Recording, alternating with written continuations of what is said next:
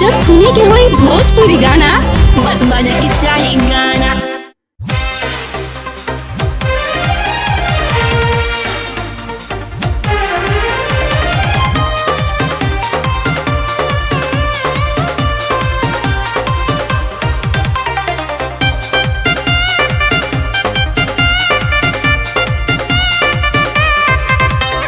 सजल बा माई के दुआरी, उमड़ल बा भीड़ बड़ी भारी।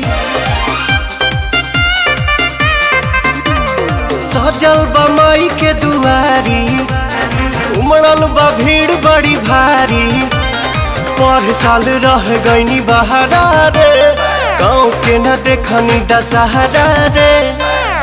अब की न जाइब बंगाल में, असो होई माई के पूजनवा आरा के पंडाल में। खूबे बाजी पवन के भजनवा छपरा के पंडाल में।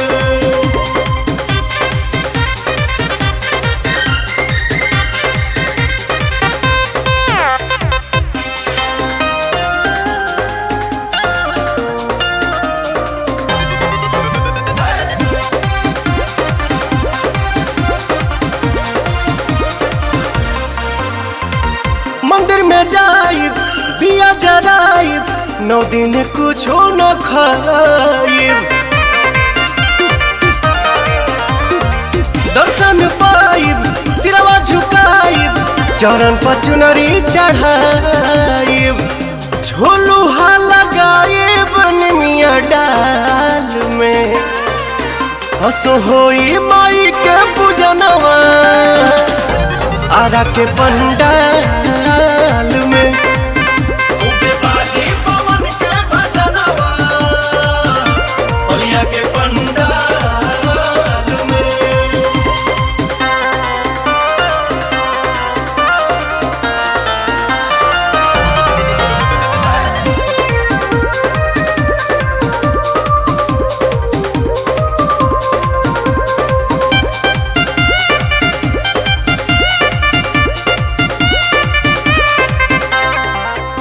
कतनो कमाल तू बहारा, बाकी गाँव में बितारा वह दशहरा।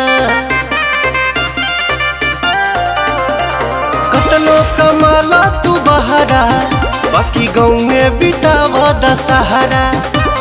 दीपक रानू सुमित आज आवतारे हो, अमित पुतुल मंडप सजावतारे हो।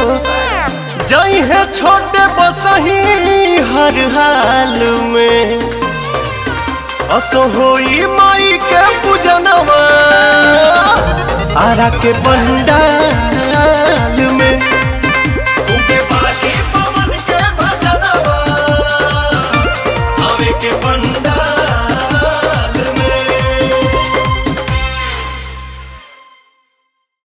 अब की न जाइब बंगाल में, असो होई माई के पूजनवा आरा के पंडाल